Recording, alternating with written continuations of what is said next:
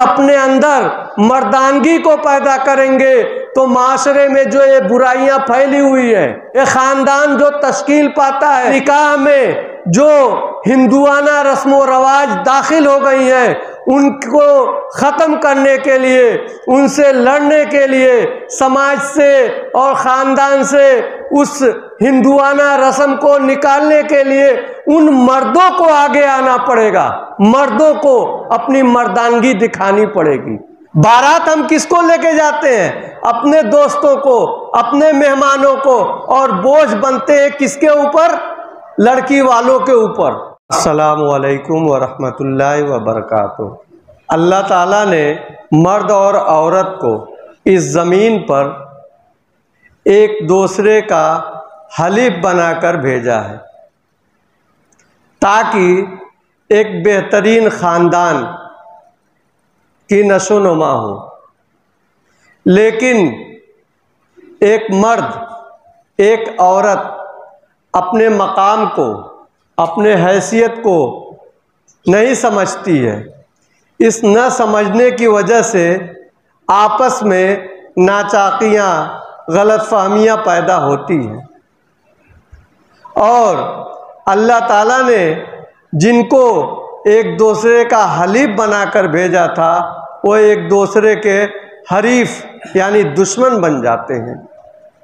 अल्लाह ताला ने एक दूसरे का हलीफ बनाया कि बेहतरीन ख़ानदान नशोनुमा हो, लेकिन एक दूसरे के हरीफ बनने की वजह से ख़ानदान मुतासिर हो रहा है, बच्चे मुतासिर हो रहे हैं, माशरा मुतासिर हो रहा है, यहाँ तक कि पूरी दुनिया मुतासिर हो रही है। इसी मसले पर इंशाअल्लाह आज मैं बात करूँगा। अभी जो आयत मैंने तिलावत फरमाई है सूरह निसा की आयत नंबर 34, अर्रिजालु कव्वामून। यहाँ पर सबसे पहले समझने की चीज़ यह है कि रिजाल किसको कहा गया, रिजाल किसको कहते हैं। अर्रिजाल जिसके माने होता है मर्द। अल्लाह ताला ने जितने अंबिया मबूस फरमाए हैं, जितने रसूल को भेजे हैं, सब मर्द थे। इंसान का लफ्ज़ इस्तेमाल नहीं हुआ है, मर्द का लफ्ज़ इस्तेमाल हुआ है। मर्द किसे कहते हैं? हम उर्दू ज़बान में मर्द को कहाँ पर इस्तेमाल करते हैं? जब कहीं मुशक्क़त की, ताकत की, सलाहियत की, पामर्दी की बात होती है तो हम कहते हैं, या अपना जोश, अपना वलवला दिखाने की बात आती है तो हम कहते हैं कि है कोई मर्द। गौर कीजिए, ये नहीं कहा जाता कोई इंसान है क्या जो मेरे मुकाबले में आए। कहा जाता है कोई मर्द, मर्द की औलाद है। यहाँ पर जितने लोग बैठे हैं अक्सर शादीशुदा हैं या कुछ लोग ऐसे हैं जिनकी शादियां होने वाली हैं। ये खुतबा ख़ास तौर से उन्हीं के लिए है कि वो अपनी हैसियत को, अपने मकाम को पहचाने कि अल्लाह ताला ने उनको मर्द बनाया है। मर्द क्यों बनाया है? उसकी दो वजह बता रहा है। अल्लाह ताला ने फजीलत दी है मर्द को, उसकी दो वजह बताई है। लेकिन अगर हम मर्द का सही मकाम समझेंगे और अपने अंदर मर्दानगी को पैदा करेंगे तो माशरे में जो ये बुराइयां फैली हुई है, ये ख़ानदान जो तश्कील पाता है, कहाँ से? एक निकाह के ज़रिए से तश्कील पाता है। उस निकाह में जो हिंदुआना रस्म व रवाज दाखिल हो गई हैं, उनको ख़त्म करने के लिए, उनसे लड़ने के लिए, समाज से और ख़ानदान से उस हिंदुआना रस्म को निकालने के लिए उन मर्दों को आगे आना पड़ेगा। इंसानों को नहीं, मर्दों को अपनी मर्दानगी दिखानी पड़ेगी। जो निकाह करने वाले हैं उनको अपने आप को पेश करना पड़ेगा कि अल्लाह ताला ने मुझको मर्द बनाया है। ये जो हिंदुआना रस्म व रवाज है, ये जो फजूल खर्चियां हैं इनको मैं ख़त्म करूंगा, जिसका इस्लाम में कोई तस्वुर नहीं है। बारात ये भी एक निकाह की रस्म बन गई है। अगर लफ्ज़ बारात पर गौर करते हैं हम तो अरबी ज़बान में, कुरान में, हदीस में लफ्ज़ बारात है ही नहीं। न लफ्ज़ बारात का अरबी में कोई लफ्ज़ आता है, इसलिए कि इस्लाम में इस चीज़ का तस्वुर ही नहीं है। बारात हम किसको लेके जाते हैं? अपने दोस्तों को, अपने मेहमानों को, और बोझ बनते हैं किसके ऊपर? लड़की वालों के ऊपर, जो हमारे रिश्तेदार बनने वाले हैं।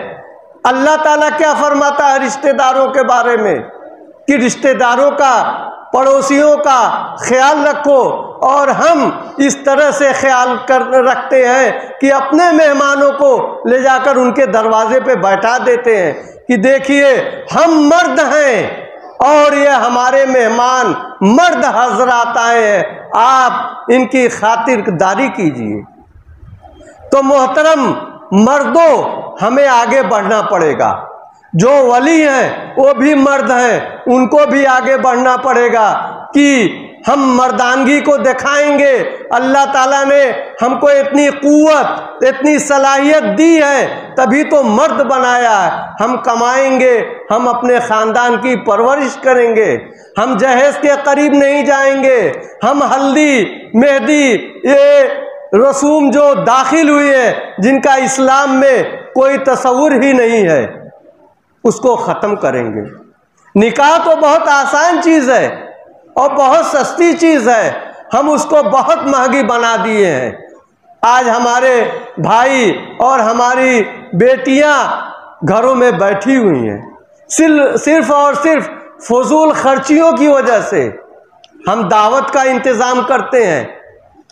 दावत कोई बुरी चीज़ नहीं है, दावत बहुत अच्छी चीज़ है, लेकिन हम दावत के नाम पर वो फजूल खर्चियाँ करते हैं कि लोग अपनी आंखों को बंद कर लेते हैं कि हम इनकी दावत में गए, 4 तरह का सालन मिला, 2 तरह की रोटी मिली, फला फला फला पकवान मिला, हम तो गरीब हैं, हम अपने बच्चों की और बच्चियों का निकाह कैसे पढ़ाएंगे? तो मोहतरम हजरात, अगर हम मर्द हैं तो हमें आगे बढ़ना पड़ेगा, और ख़ास तौर से वो नौजवान और उन नौजवानों के वली को आगे बढ़ना पड़ेगा कि हम लड़कियों के मामले में कुछ हद तक मजबूर हैं। हमें सामने वाले की बात माननी पड़ती है, लेकिन अपने बच्चों के मामले में हम खुद जिम्मेदार हैं। हम आगे बढ़ेंगे और कहेंगे कि हमको जहेज नहीं चाहिए। हम आगे बढ़ेंगे और हम कहेंगे हम बारात नहीं लाएंगे। अल्लाह ताला ने हमको जो दिया है, हम अपने मेहमानों को अपने दरवाजे पर सुन्नत के मुताबिक वलीमा करेंगे और खिलाएंगे। मोहतरम हजरात, जब निकाह होता है तो एक ख़ानदान की तश्कील होती है। उस ख़ानदान में बहुत से नशेबो फराज आते हैं। तो अल्लाह ताला ने मर्द की क्या हैसियत है और क्यों है, औरत की का क्या मकाम है और क्यों है, इस आयत में वाज़ेह फरमाता है। पहला लफ्ज़ जो आया है अर्रिजालो कव्वामून, कव्वाम किसे कहते हैं? आप कुरान उठाकर देखेंगे तो कव्वाम का तर्जुमा हाकिम का है। हाकिम कौन होता है? हुकूमत कौन करता है? वो हकीकत में हाकिम नहीं होता, वो सबसे बड़ा मजदूर होता है। तमाम ज़रूरियात को कौन पूरी करता है? जो कव्वाम होता है। कव्वाम ये अरबी का लफ्ज़ है। हम नमाज पढ़ते हैं नमाज में क़याम करते हैं, उसी लफ्ज़ क़याम से कव्वाम बना है। क़याम का मतलब होता है खड़े होना, हम नमाज में खड़े होते हैं उसको कहते हैं क़याम, और उसी से मुबालगा बना है कव्वाम, हमेशा खड़ा रहने वाला, हर वक्त खड़ा होने वाला। हर वक्त कौन खड़ा होता है? जो लोगों की या अपने ख़ानदान की ज़रूरियात को समझता है। वो बाहर जाता है, तगोदव करता है, मेहनत मजदूरी करता है और कुछ कमा कर लाता है, घर वालों की ज़रूरतों को पूरा करता है। जब वो ज़रूरतों को पूरा करता है तो हिसाब लेगा, वो घर का कानून बनाएगा, सबसे मालूम करेगा कि किसको क्या मुश्किल है, कौन आसानी में है, कौन तकलीफ में है, कौन बीमार है। सब मुसीबतें, सब तकलीफें, सब खुशियों को झेलने के लिए वो हर वक्त खड़ा रहता है। इसलिए उसे कव्वाम कहा गया, दारोगा नहीं कहा गया है कि डंडा उठाया और शुरू हो गया। कव्वाम क़याम से बना है, जो हर वक्त खड़ा रहता है, लोगों की ज़रूरतों को समझता है, ख़ानदान वालों की ज़रूरतों को समझता है, उसे कव्वाम कहा जाता है। तो अर्रिजाल कव्वामून अलन निसा, अल्लाह ताला ने मर्दों को कव्वाम बनाया औरतों पर। उसकी दो वजह है। एक वजह यह है कि अल्लाह ताला ने उसकी साख्त, उसकी सलाहियत ऐसी बनाई है कि वो हर काम कर सकता है, हर मर्दों का काम, हर मुश्किल काम, हर वजनी काम दिन में रात में 24 घंटा कर सकता है। औरतें हर वक्त काम नहीं कर सकती, औरतें हर काम नहीं कर सकती हैं। तो अल्लाह, सबसे पहली चीज़ कि अल्लाह ताला ने उसको फजीलत दी है, सबसे पहली चीज़। दूसरी चीज़ जो है कि वो खर्च करता है। खर्च करने वाले का मकाम बहुत बुलंद होता है। खर्च करने वाले का हाथ हमेशा ऊपर होता है, देने वाले का हाथ ऊपर होता है, लेने वाले का हाथ नीचे होता है। जो खर्च करता है, कमा कर लाता है, महर अदा करता है, तमाम ज़रूरियात को पूरी करता है, इसलिए अल्लाह ताला ने उसको फजीलत दी है कि मर्द ही कव्वाम रहेगा, इन सब चीज़ों को वही पूरी कर सकता है। खर्च करने वाले का मकाम हम इस दुनिया में भी देखते हैं। मस्जिद का ट्रस्टी कौन बनेगा, उसके अंदर सलाहियत है या नहीं है। मदरसे का जिम्मेदार कौन होगा, उसके अंदर सलाहियत है या नहीं है। ये चीज़ बाद में देखी जाती है। पहले ये देखा जाता है कि वो खर्च करने वाला है कि नहीं, मालदार है कि नहीं है। आप कहीं भी नज़र उठाकर देख लीजिए, मामला यही होता है। तो दूसरी वजह यह है कि वो खर्च करता है, सबकी जिम्मेदारियों को पूरा करता है। ये तो हो गई मर्दों की बात। अल्लाह ताला औरतों का भी मकाम रखा है। फस्सालिहात, नेक बीवियां। नेक बीवियां कौन होती हैं? उनकी पहली सिफत जो बयान हुई है, कानितात, फर्मा बरदार होती हैं। वो इस हुक्म को कि अल्लाह ताला ने मुझको औरत बनाया है, उसको मान लेती है, फर्मा बरदारी करती है। वो मान लेती है कि अल्लाह ताला ने मर्द को कव्वाम बनाया है, हमारा हाकिम, हमारा जिम्मेदार बनाया है, वो मान लेती है। उसको जो कुछ मिलता है उस पर क़नाअत करती है, उस पर सब्र करती है, उस पर शुक्र अदा करती है। यह है नेक बीवियों की पहचान। उसके बाद हाफिजात, वो हिफाजत करने वाली होती है अपने इफ़्फ़त की, अपने शौहर के माल की, अपने औलाद की। आज हम लोग देखते हैं हमारी औलाद बिगड़ती जा रही है। उसकी वजह क्या है? ये औरतें अपने मकाम को भूल गई हैं। जिस तरह से मर्द हजरात अपने मकाम को भूल गए कि अल्लाह ताला ने हमको कव्वाम बनाया है, अल्लाह ताला ने जिस तरह से हमको मर्द बनाया है, जिस तरह से इंसान भूल गया, मर्द भूल गया है, उसी तरह से औरतें भी भूल गई हैं कि हमारा क्या मकाम है।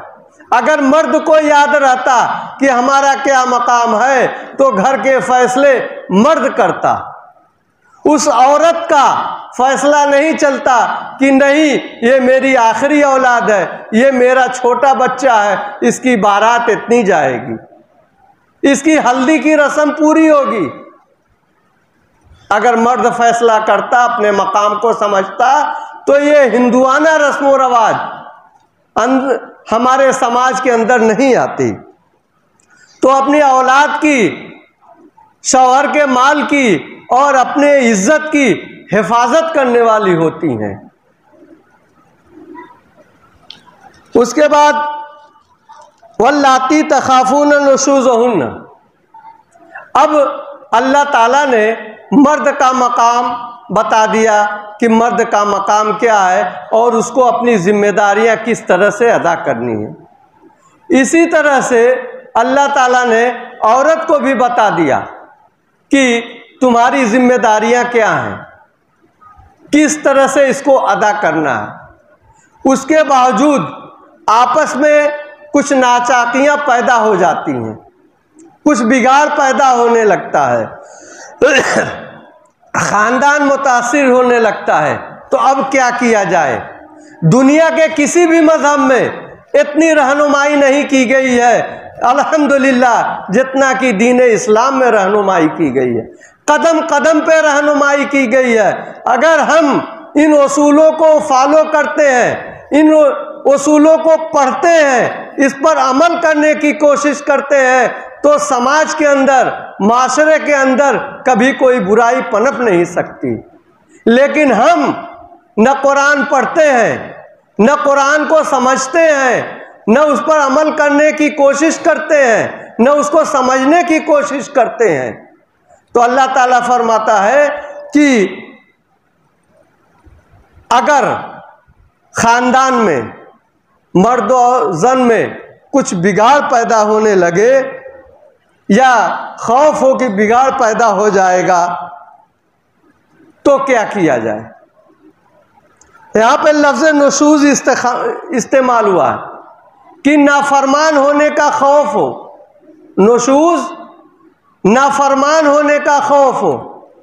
अगर हम लफ्ज़ की बारीकी को समझेंगे कि किस लफ्ज़ के क्या माने बनते हैं और क्यों बनते हैं, तो पूरा उसका जो पस मंज़र होता है वो समझ में आता है। नुशूज़ बोलते हैं जो खेती की जाती है। खेती किस तरह से की जाती है? पहले ज़मीन को खोदते हैं, फिर उसको हमवार करते हैं, फिर उसमें बीज डाला जाता है, फिर उसको हमवार कर देते हैं, उसकी सतह को बराबर कर देते हैं। अब जो बीज डाला गया है उस हमवार ज़मीन को फाड़कर बाहर निकलता है, यानी अपनी हद को फलांगता है, वो तो उसकी ज़रूरत है। जो हद को फलांगता है, जिसको किसान हमवार कर देता है, उसको फलांगता है, वो अपने हद से जो तजावुज़ करता है उसको नुशूज़ कहते हैं। तो अगर कोई ऐसी औरत है जो अपने हुदूद को फलांग रही है, अपने बच्चों की हिफाजत नहीं कर रही है, उनकी सही तरबियत नहीं कर रही है, माल जो शौहर कमा के लाता है उसको नाजायज़ खर्च कर देती है, उसको उड़ा पड़ा देती है, उसके सामान की हिफाजत नहीं करती है, सब चीज़ें इसमें आती हैं कि अगर उसके नाफरमानी का खौफ हो या वो नाफरमानी करने लगे तो क्या किया जाए। तो अल्लाह ताला फरमाते हैं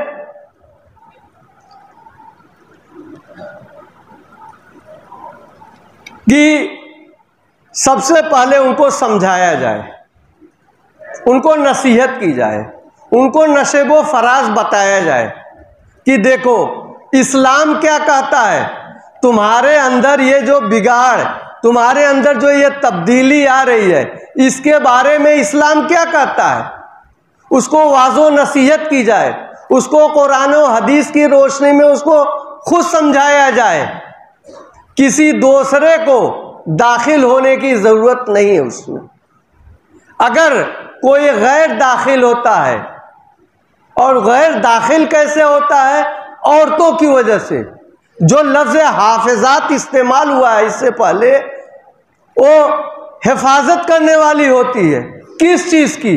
उसके शौहर के हर चीज़ की, उसके राजों की हिफाजत करने वाली होती है। और औरत जो है वो अपने शौहर के राजों को अच्छी तरह से जानती है, उस हद तक जानती है कि दूसरा शख्स उसको नहीं जान सकता। वो अपने दोस्तों में, अपने मैके वालों में जाकर उसकी बुराइयों को बयान करती है।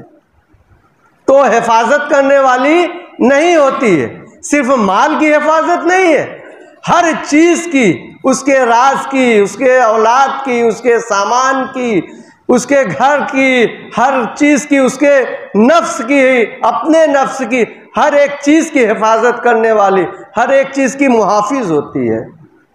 तो ऐसी औरत अगर उससे खदशा लायक हो जाए कि यह नाफरमानी करने लगी है, अब बिगाड़ पैदा होने वाला है, तो सबसे पहला स्टेप ये होता है कि उसको समझाया जाए, उसको बताया जाए, उसको इस्लामी तालीमात से रोशनास किया जाए कि इस्लाम क्या कहता है तुम्हारी तरबियत के सिलसिले में।